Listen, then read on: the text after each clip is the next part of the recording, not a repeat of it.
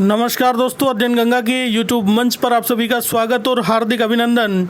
और टीजीटी सामाजिक विज्ञान में यदि आप पूर्ण सफलता चाहते हैं तो हमारे प्रैक्टिस सेट आपकी सफलता में रामबाण साबित होंगे और आपकी सफलता की राह, सिलेक्शन की राह आसान हो जाएगी।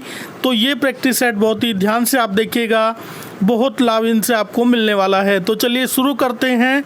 आज का पहला प्रैक्टिस सेट नागरिक शास्त्र से संबंधित है और नागरिक शास्त्र पूरा आपको कराया जाएगा, पूरा आपको सिलेबस यहाँ पे कंप्लीट कराया जाएगा और प्रैक्टिस सेट जितने भी आएंगे वो आपके लिए बहुत ही महत्वपूर्ण होने वाले हैं।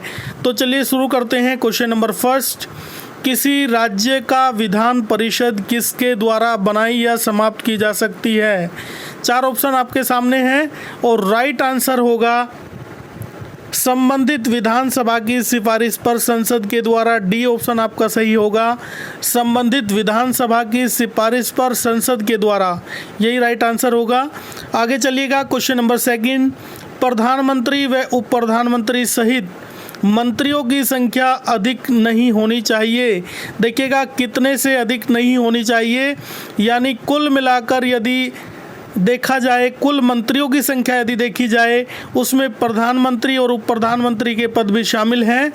तो अधिकतम संख्या मंत्रियों की कितनी होनी चाहिए?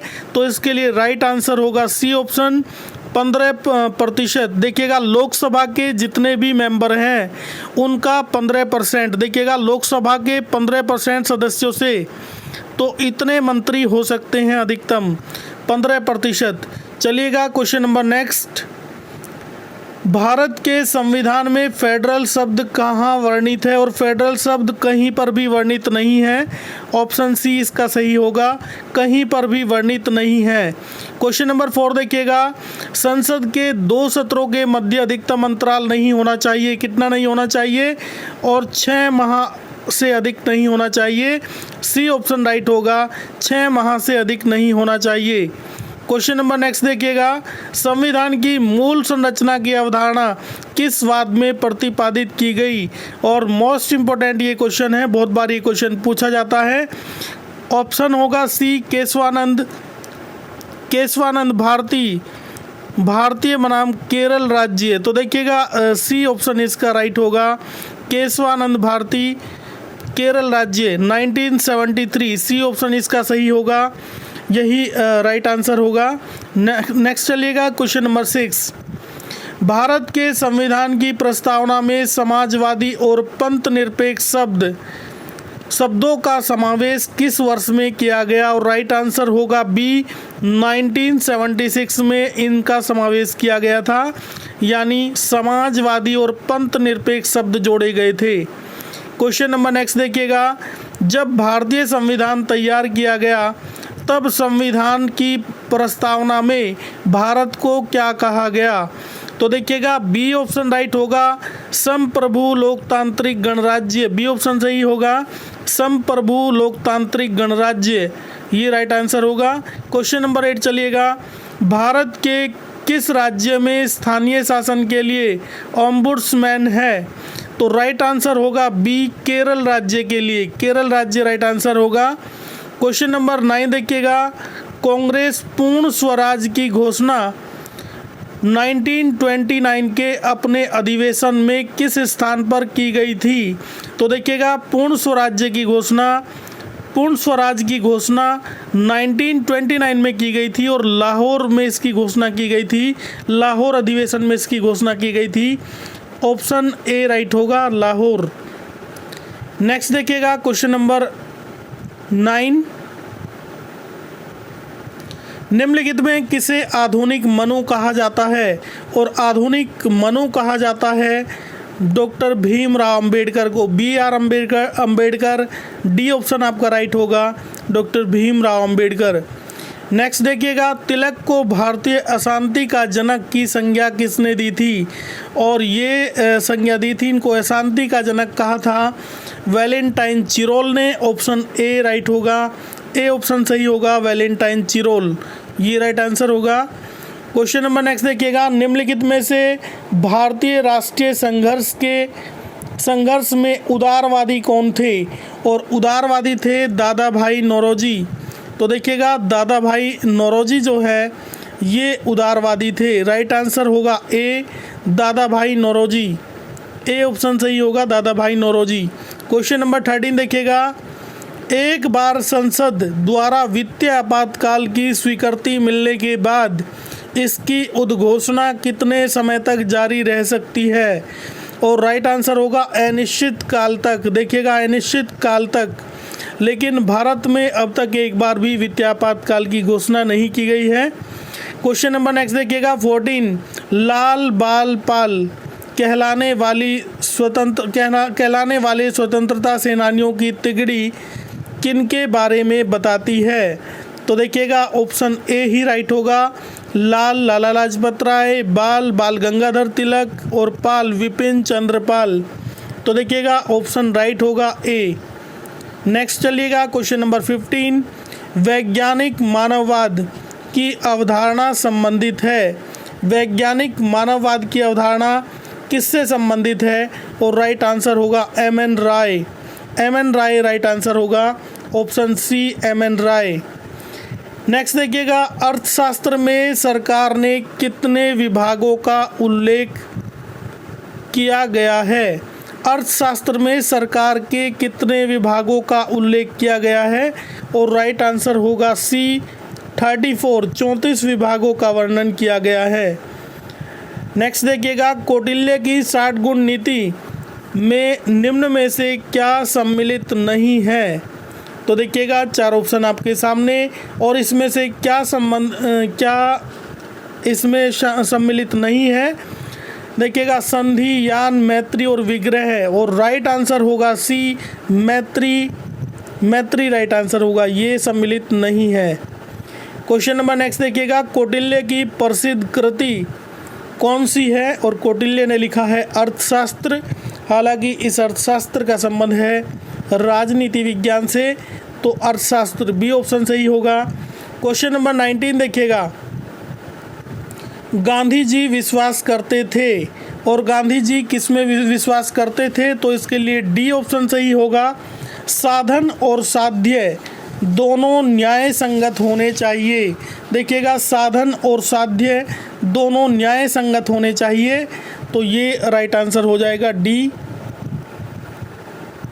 नेक्स्ट चलिएगा क्वेश्चन नंबर 20, मार्क्स का कम्युनिस्ट मैनिफेस्टो प्रकाशित हुआ था, और मार्क्स का कम्युनिस्ट मैनिफेस्टो कब प्रकाशित हुआ था? ये 1848 में प्रकाशित हुआ था। राइट आंसर होगा ए। क्वेश्चन नंबर नेक्स्ट देखिएगा, मार्क्स के अनुसार सर्वहारा की तानाशाही व्यक्त करता है, और राइट आंसर होगा ए, एक अल्पकालीन राज्य को, ये राइट आंसर होगा।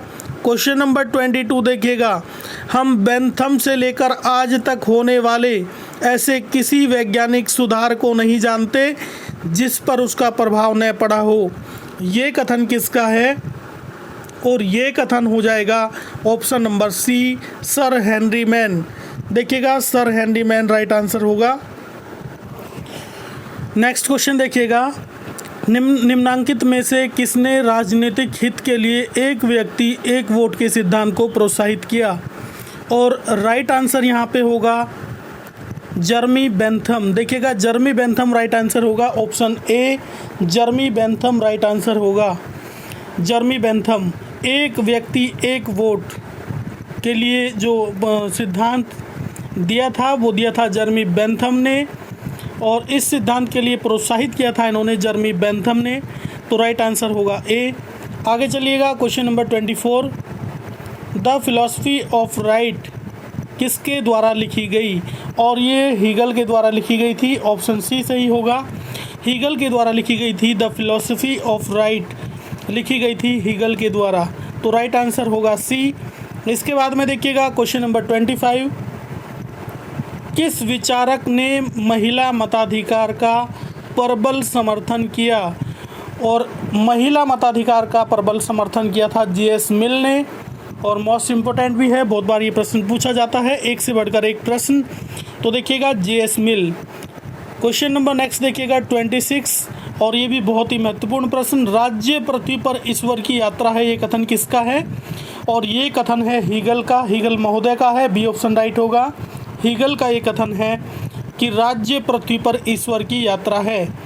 नेक्स्ट देखिएगा क्वेश्चन नंबर 27, निम्नलिखित में से कौन एक सामाजिक अनुबंध विचारक नहीं है? तो देखिएगा इसमें से कौन सा राइट आंसर होगा, और ए आंसर सही होगा इमैनुअल कांट। इमैनुअल कांट इसका राइट आंसर होगा। निम्नलिखित में से कौन एक सामाजिक अनुबंध विचारक नहीं है, और इमैनुअल कांट जो है इसका राइट आंसर होगा। क्वेश्चन नंबर 28 देखिएगा, कौटिल्य के लिए रूप दर्शक की अवधारणा का अर्थ क्या है? और इसका अर्थ है सिक्कों का निरीक्षक। सिक्कों का निरीक्षक, सी आंसर सही होगा, सिक्कों का निरीक्षक। क्वेश्चन नंबर नेक्स्ट देखिएगा, two treatise on civil government की रचना जॉन लॉक द्वारा की गई थी। देखिएगा ये भी फैक्ट अपने आप में महत्वपूर्ण है। Two treatise on civil government की रचना किसने की थी? ये जॉन लॉक ने की थी। और पहले ट्रीटाइज निबंध का जो प्रतिपाद्य विषय था वो क्या था? और वो विषय था, देखिएगा 4 ऑप्शन आपके सामने, और राइट आंसर होगा रॉबर्ट फिल्मर की आलोचना। डी आंसर सही होगा, रॉबर्ट फिल्मर की आलोचना, डी ऑप्शन सही होगा। क्वेश्चन नंबर देखिएगा 30, सामान्य इच्छा की अवधारणा। सामान्य इच्छा की अवधारणा किससे संबंधित है? कैसी अवधारणा है? तो यहाँ पे राइट आंसर होगा गुणात्मक अवधारणा, ए ऑप्शन सही होगा, गुणात्मक अवधारणा राइट आंसर होगा। क्वेश्चन नंबर देखिएगा 31, लॉक की प्राकृतिक अवस्था थी। लॉक की प्राकृतिक अवस्था कैसी थी? और पूर्व राजनीतिक, देखिएगा पूर्व राजनीतिक, ऑप्शन सी सही होगा, लॉक की प्राकृतिक अवस्था पूर्व राजनीतिक। नेक्स्ट देखिएगा, लॉक के समझौता सिद्धांत में पहला समझौता संपन्न होता है, और लोगों में आपस में, ये राइट आंसर होगा, ए ऑप्शन सही है, लोगों में आपस में, ए ऑप्शन सही होगा। क्वेश्चन नंबर 33 देखिएगा, किसने कहा कि व्यक्ति का जीवन एकाकी, शूद्र, घिनौना, पशुवत और अल्प है? तो ये कथन किसने कहा था? और ये कहा था होब्स महोदय ने। होब्स राइट आंसर होगा, बी ऑप्शन सही होगा, होब्स। होब्स ने कहा था कि व्यक्ति का जीवन एकांकी, शूद्र, घिनौना और पशुवत है, पशुवत और अल्प है। ये होब्स महोदय का कथन है। नेक्स्ट देखिएगा, प्राकृतिक अवस्था वाले मनुष्य को आदर्श बर्बर की संज्ञा किसने दी थी? तो देखिएगा आदर्श बर्बर की संज्ञा दी थी रूसो ने। जहाँ भी आदर्श बर्बर आपको दिखाई दे तो आंसर होगा रूसो। रूसो राइट आंसर होगा, सी ऑप्शन सही होगा, रूसो। चलिएगा नेक्स्ट क्वेश्चन देखिएगा, किसने कहा कि राज्य केवल समुदायों का समुदाय नहीं, यह एक सर्वोच्च समुदाय है? और ऐसा कहा था अरस्तु महोदय ने। अरस्तु होगा राइट आंसर, बी ऑप्शन होगा सही। क्वेश्चन नंबर 36 देखिएगा, यह किसका कथन है कि संविधान सभा अनिवार्यतः एक दलीय देश में एक दलीय निकाय थी? वह सभा कांग्रेस थी तथा कांग्रेस ही भारत था, और ये कहा था ग्रेनविल ऑस्टिन ने। देखिएगा ऑस्टिन महोदय ने ऐसा कहा था, और राइट आंसर होगा ऑस्टिन। क्वेश्चन नंबर 37, किसने कानून को उच्चतर द्वारा निम्नतर को दिए गए आदेश के रूप में परिभाषित किया? तो देखिएगा इसका भी आंसर जो होगा वो होगा जॉन ऑस्टिन। और मोस्ट इम्पोर्टेंट है, किसने कानून को उच्चतर द्वारा निम्नतर को दिए गए आदेश के रूप में परिभाषित किया? तो राइट आंसर होगा जॉन ऑस्टिन, डी ऑप्शन सही होगा, John Austin. Question number next देखिएगा, कम्युनिस्ट मैनिफेस्टो लिखा गया किसके द्वारा लिखा गया? और डी ऑप्शन सही होगा, कार्ल मार्क्स और एंजल्स के द्वारा लिखा गया। कार्ल मार्क्स और एंजल्स के द्वारा लिखा गया। क्वेश्चन नंबर 39 देखिएगा, मानव विवेक में आस्था निम्न में से किस विचारधारा में है? और 4 ऑप्शन आपके सामने, 4 में से जो राइट आंसर होगा वो होगा उदारवाद। मानव विवेक में आस्था किस विचारधारा से संबंधित है? और उदारवाद से संबंधित है, ऑप्शन होगा बी सही, यही राइट आंसर होगा। क्वेश्चन नंबर देखिएगा 40, वैज्ञानिक व्यक्तिवाद की अवधारणा का विकास किसने किया? और वैज्ञानिक व्यक्तिवाद जहाँ पे आएगा तो समझ जाइएगा स्पेंसर महोदय। तो देखिएगा स्पेंसर इसका राइट आंसर होगा, स्पेंसर महोदय। डी ऑप्शन सही होगा, डी। आगे चलिएगा, निम्नलिखित में से किसने प्रत्यक्ष प्रजातंत्र का समर्थन किया? और प्रत्यक्ष प्रजातंत्र का समर्थन किसने किया था? ये किया था रूसो ने। राइट आंसर होगा डी, डी राइट आंसर होगा, रूसो। नेक्स्ट देखिएगा, आधुनिक दल व्यवस्था का उद्भव सर्वप्रथम कहाँ हुआ था? आधुनिक दल व्यवस्था का सर्वप्रथम जो उद्भव हुआ था वो हुआ था अमेरिका में। तो देखिएगा राइट आंसर होगा अमेरिका, संयुक्त राज्य अमेरिका। ए ऑप्शन सही होगा, संयुक्त राज्य अमेरिका में। नेक्स्ट देखिएगा, कैबिनेट मिशन योजना के अंतर्गत संवैधानिक सभा के चुनाव का आयोजन कब किया गया था? और ये जुलाई 1946 में किया गया था, जुलाई 1946। ऑप्शन ए सही होगा। क्वेश्चन नंबर 44 देखिएगा, जर्मनी में हिटलर ने किस प्रकार के शासन की स्थापना की थी? और हिटलर ने तानाशाही शासन की स्थापना की थी हिटलर ने, और राइट आंसर होगा बी। क्वेश्चन नंबर नेक्स्ट देखिएगा, क्वेश्चन नंबर 46 देखिएगा, कानून का सर्वमान्य स्रोत क्या है? परंपरा तथा रीति रिवाज, धर्म, कानूनी टीकाएं और विधानमंडल। तो राइट आंसर होगा डी, विधानमंडल राइट आंसर होगा, डी ऑप्शन सही होगा। क्वेश्चन नंबर नेक्स्ट देखिएगा, संप्रभुता का बहुलवादी सिद्धांत सर्वप्रथम किसके द्वारा प्रतिपादित किया गया? और ये सिद्धांत किसके द्वारा प्रतिपादित किया गया था? देखिएगा, संप्रभुता का बहुलवादी सिद्धांत वान गिरके के द्वारा ये प्रतिपादित किया गया था, वान गिरके। और आंसर होगा राइट बी, वान गिरके। बहुदलीय व्यवस्था नहीं पाई जाती है। और देखिएगा बहुदलीय व्यवस्था कहाँ पे नहीं पाई जाती है? 4 ऑप्शन आपके सामने हैं, 4 में से जो राइट आंसर होगा वो होगा डी, क्यूबा। क्यूबा में बहुदलीय व्यवस्था नहीं पाई जाती है। नेक्स्ट देखिएगा, संप्रभुता के एकल सिद्धांत का प्रतिपादन किसने किया था? और वहाँ पे इससे पहले जो क्वेश्चन आया था संप्रभुता का बहुलवादी सिद्धांत जो वान गिरके ने दिया था, लेकिन यहाँ पे आया संप्रभुता का एकल सिद्धांत, इसका प्रतिपादन किसने किया था? और दोनों ही प्रश्न बहुत ही महत्वपूर्ण हैं। जॉन ऑस्टिन ने संप्रभुता का एकल सिद्धांत का प्रतिपादन किया था। संप्रभुता के एकल सिद्धांत का प्रतिपादन किया जॉन ऑस्टिन ने। ए ऑप्शन सही होगा। क्वेश्चन नंबर 50 देखिएगा, स्वतंत्रता पर 4 निबंध 4 एसे ऑन लिबर्टी नामक पुस्तक किसने लिखी? 4 एसे ऑन लिबर्टी नामक पुस्तक किसने लिखी है? ईसा बर्लिन ने लिखी है। और राइट आंसर डी होगा, ईसा बर्लिन, डी ऑप्शन सही होगा। क्वेश्चन नंबर 51 देखिएगा, वितरणात्मक न्याय के सिद्धांत का प्रतिपादन किसने किया? और डिस्ट्रीब्यूटिव वितरणात्मक जो न्याय है इसके सिद्धांत का प्रतिपादन जो किया था वो अरस्तु के द्वारा किया गया था। और इसका सी ऑप्शन सही होगा। क्वेश्चन नंबर 52 देखिएगा, राज्य के विकास को सही कालक्रम में व्यवस्थित कीजिए। और सही कालक्रम में इसको व्यवस्थित करना है तो इसको देखिएगा, सबसे पहले देखेंगे, सबसे पहले आएगा प्राच्य साम्राज्य, उसके बाद में आएगा यूनानी नगर राज्य, उसके बाद में आएगा रोमन साम्राज्य और उसके बाद में राष्ट्र राज्य। तो ये सही क्रम होगा। और कुल मिलाकर यदि देखा जाए तो इसमें जो ऑप्शन होगा 1, 3, 2, 4 यानी ऑप्शन सही होगा ए। तो देखिएगा ए ऑप्शन राइट होगा। आगे चलते हैं, प्रत्येक राज्य को उसके द्वारा प्रदत्त अधिकारों से जाना जाता है।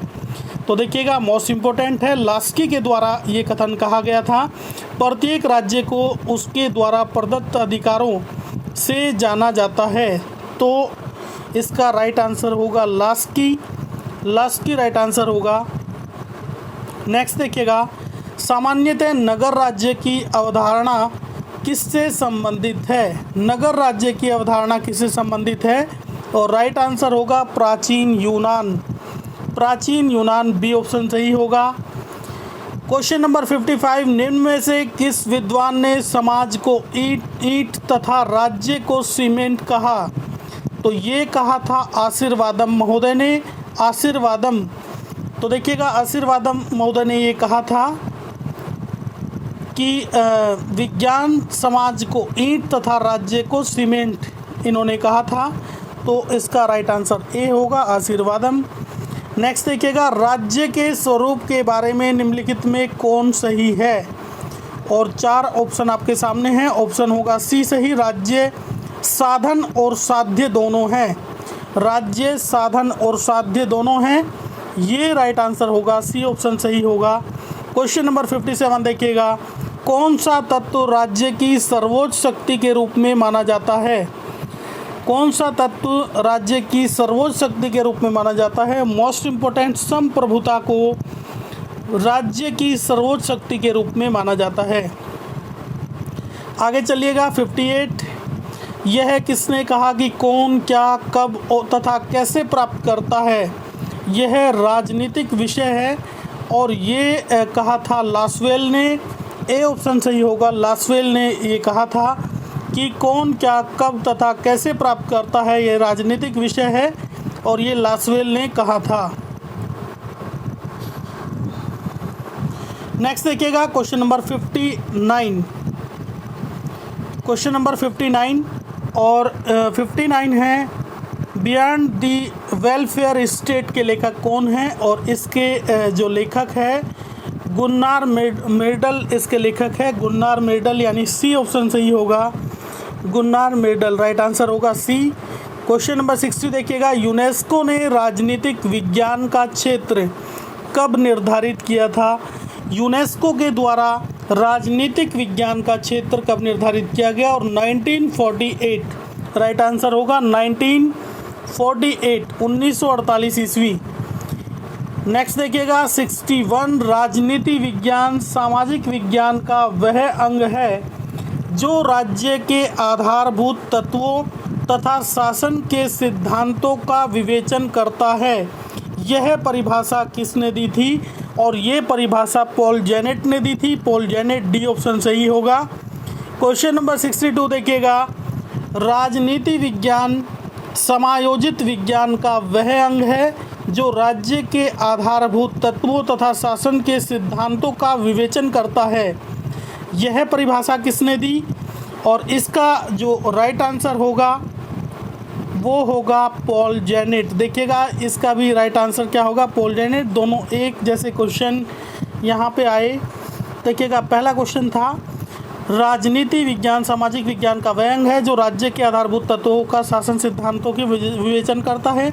और सेम क्वेश्चन यहाँ पे रिपीट किया गया, ये रिपीट हो गया है क्वेश्चन। तो देखिएगा इसका जो आंसर होगा पॉल जेनेट होगा, दोनों का ही, दोनों एक ही प्रश्न है। क्वेश्चन नंबर 63 देखिएगा, संसदीय सरकार के तहत राज्य का प्रधान होता है। तो संवैधानिक प्रधान, देखिएगा संसदीय राज्य के तहत राज्य का प्रधान होता है संवैधानिक प्रधान, यही आंसर होगा राइट, यानी ऑप्शन होगा डी सही। तो ये 63 क्वेश्चन का ये प्रैक्टिस सेट कंप्लीट हुआ। और यदि सारे प्रैक्टिस सेट आप हमारे कंप्लीट करते हैं तो निश्चित ही सफलता आपके कदमों में होगी और आपका सिलेक्शन निश्चित होगा, आपकी सिलेक्शन की राह आसान हो जाएगी। तो आज के इसी प्रैक्टिस सेट के साथ नमस्कार।